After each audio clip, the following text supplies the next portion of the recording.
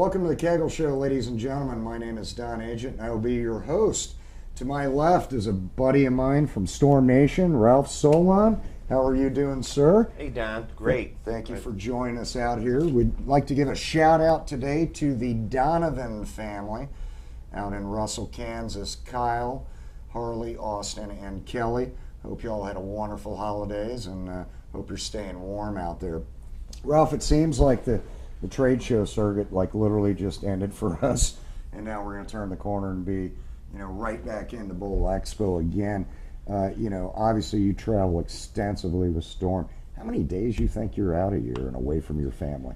It's about half. It's about 180 days a year, and obviously we're right in the middle of the holiday season and the bowling season, so everything's going full strength. Where do you travel geographically? I have a 6-state area, and I just got a territory little reposition where they added a couple states, moved a couple salesmen around. So I'm now the rep for Louisiana and Arkansas, as well as most of the Southeast. Excellent. And I live in Alabama. One of my favorite companies. I'm a little biased. I think the world of Mr. and Mrs. Christman. And Thank you. Obviously, a lot of you there. Every one of you that I know. It seems like. Does everyone at Storm Bowl? It's got to be a large percentage, kind of like at Kegel. It is, especially the founders and a lot of the managers have all had extensive bowling backgrounds, and we coin our term, we're the bowlers company. Absolutely. That's our phrase. So yeah, I do. Bill Christman still bowls a little bit. We're all getting to where we bowl a little less competitively, but we still have that fire to go out, and maybe don't do it as frequently, but we still have a lot of bowlers in the company. Dave Sims bowled he's the president of Storm, and he bowled the Senior U.S. Open last year in Vegas. How did he do? And he did pretty well. He did pretty well. I can't remember if he cashed or not. I know he was real close, but Dave. He was out there with 400 other senior professionals and carried himself well, and I believe he may have bowled that was the Masters. That was the Senior Masters, excuse me. So I know they had 2 events in Vegas, and I think he bowled the Masters, may have bowled the U.S. Open. But yeah, that's a testimony. Well, and Hank is no slouch. Hank Boomershine can still bowl. You've got some pretty good players. I don't know that I'd want to get in a Kegel versus Storm staff, though. We have JJ. We got a couple. You have JJ. You have your anchor man there. How long have you been in bowling yourself, or around bowling? Myself, I just turned 50 this summer, so I'm looking forward. Thank you, and that's a big milestone for competition and everything. That's a new horizon, and but I've been bowling since I was 9, and really never loved it from the first time I stepped on the lanes, and really haven't done anything else. I'm in it all. I'm a lifer. How long have you been with Storm? About 21 years. That's awesome. 21 years. Literally, we have known it because I've been at Kegel 21 years. Oh, we literally met with those two companies. We go way back. That is unbelievable.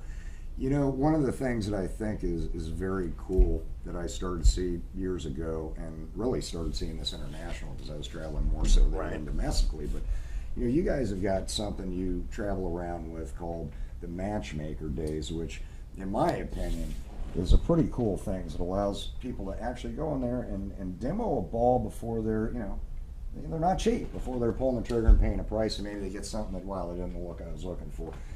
You take part in that as well, correct? Pretty much all you guys, Schlemmer, I see a bunch of y'all out there. Sure. How does that, great way to try a product out, but how is that even much more beneficial for a bowler? Being able to go and have that experience. How does that benefit them? Well, what it does is it lets them try the ball and really see for themselves, because they read the numbers, they look at the tech specs online, they hear reviews from other bowlers, Sure. But to really get to throw it yourself and say, hey, I see what it's doing, that really sells them on, I can believe in this product. Without that, they're just really relying on either video or just some printed tech spec on whether that ball is going to fit their game, or a recommendation from a pro shop, which is still very good, but actually throwing the ball yourself and being able to try maybe a different layout or even a different cover stock, because I've seen you guys where you've had the same ball, but you've had some different polish or looks on the cover stock. A lot of times we'll have a ball spinner nearby, and if they want to try a little different surface prep, because we encourage that, hey, if you don't like it like this out of the box, change it, and we let them do that even with the matchmaker set and try that. So. Now, do you have some pretty good turnout for youth at all? Do you do any specific ones for the younger generation? Or? We do,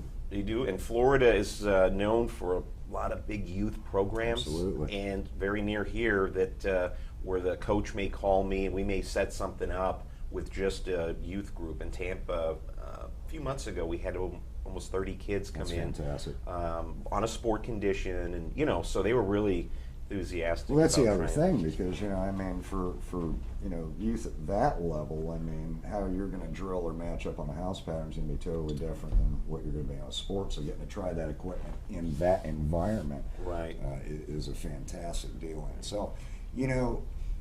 You're down here obviously with this week.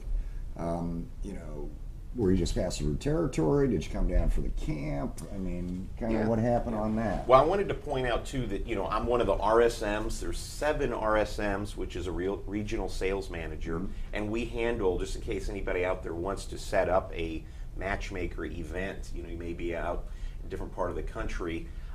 You could go on our website, and we have our salesmen listed on there, and you could contact them, their phone number and email.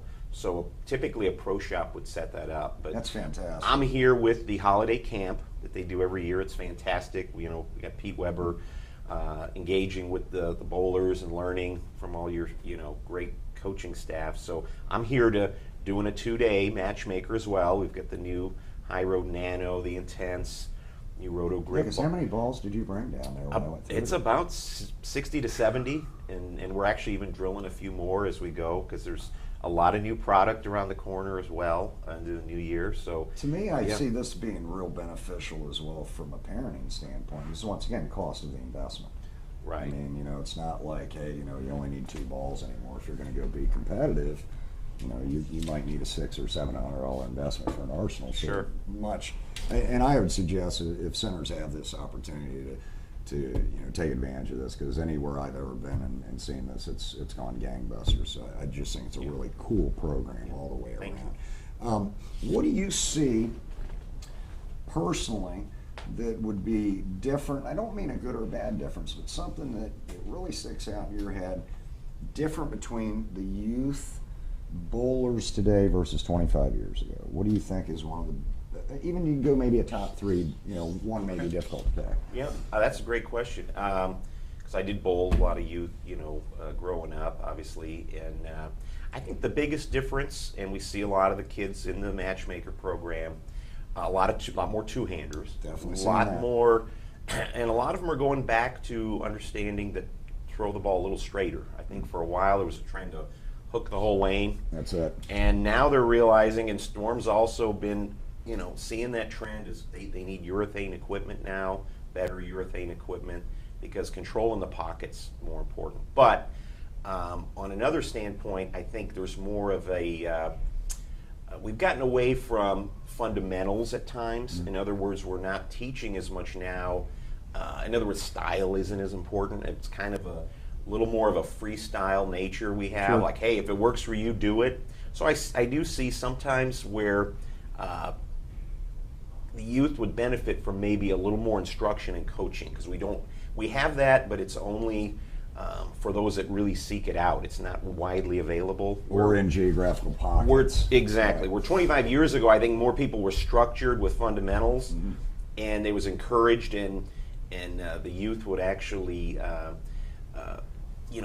basically they desired that to look good at the line. Where I think a lot of kids today just want to results. They want to hook the ball, two-handed, get right to the point. They don't have time for all the, maybe the painstaking practice that we did. It's more like they just want it now. And two-handed sort of the way to get to that a little quicker. It definitely creates a different, I want to be careful.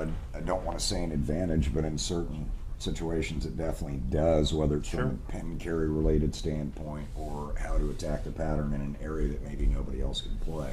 And doing tournaments globally, I mean, I remember watching Jason Belmonte when he was younger, and even Oscar Palermo out there, and I was like, wow, this is a game changer. This is unbelievable. So, not that I'm not personally against it. I've had that conversation and at times argument with different people, but me personally, as long as they're within the parameters of what our governing body states you must be in, Right. Hey, you know what? They can do something somebody else can't, and Yep. you know, more power to them. What's your opinion on college's direction, the collegiate programs? This has been pretty exciting for us in the last, at least Right. decade, 2 decades. Oh, yeah. Movement. What about you? What's your feelings on this? Well, my feelings is anytime I see a bowler that's in high school is, hey, playing your college out. If you want to bowl, let's not, bypass college. Where when I was at that age and doing a little junior college, a little here, a little there with college, there was opportunities because of money on the pro tour where some people decided to go Sure. and bowl for a living. I think now, and I've seen that, like you said, in the last decade or so, even a little more, hey, get that education in. It's so competitive now with collegiate bowling, and there's so many opportunities that I'd hate to see a kid let that go to waste. And because those 4 years go by quick, and get it done, get in a good school, and get your education in, and then you can go out and spend the rest of your years if you want to chase some professional aspirations. So I think it's amazing. Yeah, I think it's amazing. Just the, like I said, the programs, the fact that kids can get scholarship money. It's amazing. Because that wasn't around when we were bowling. No, In fact, my high school team, I don't think my high school had a team. We had more of clubs where we would put something together and get together Sure. and bowl. But we had the Saturday program, and whatever youth events were out there. But there was no direction for me to get a scholarship, much less a letter on a jacket. For bowling back in that time. I was a big bowler in my high school years, but I bet you not 2 people in my class of 400 knew I bowled. Where now you have high schools that really encourage bowling. It's it's something. Step up, like you said. It's an activity, and I don't know about the letters and the jackets, but it's something the kids can be proud of. I know my son now has got a bowling team at his high school, and I think it's fantastic that they're doing that. It's great social interaction. And, Yep. we're biased on our sport, but I'll put that up against any other one as far as camaraderie and Absolutely. that type of deal. You got any plans for the new year? Well, spending time with the family is always one. You always have to kind of check yourself after the amount of travel that we do. Absolutely. Is, hey, make sure you don't keep the family in mind and stay home maybe a few more weekends. I do plan on bowling a little more since I turned 50. So you're gonna hit the senior Might circuit hit a couple. there? I don't know about a circuit, but we're gonna try. I was talking to Peter. We're gonna dabble at a few tournaments. Maybe hit the couple stops there in Vegas. So love bowling still, and so that's sort of part of the plan. Just rock into the new year. If I could order a couple new wrists, I'd get back into it, but the mechanic arthritis has set in over the years, unfortunately. I still feel a little that pain, and that always reminds me is why I don't bowl as much. Touche. Ralph, it's a pleasure to see you as thank always, you. buddy. Thank you, Thanks sir. for coming Yep, out, man. great. Thanks for helping out our holiday camps and all these youth down here. Ladies and gentlemen, I want to wish you a wonderful 2018. Keep those wrenches turning, and have a great day.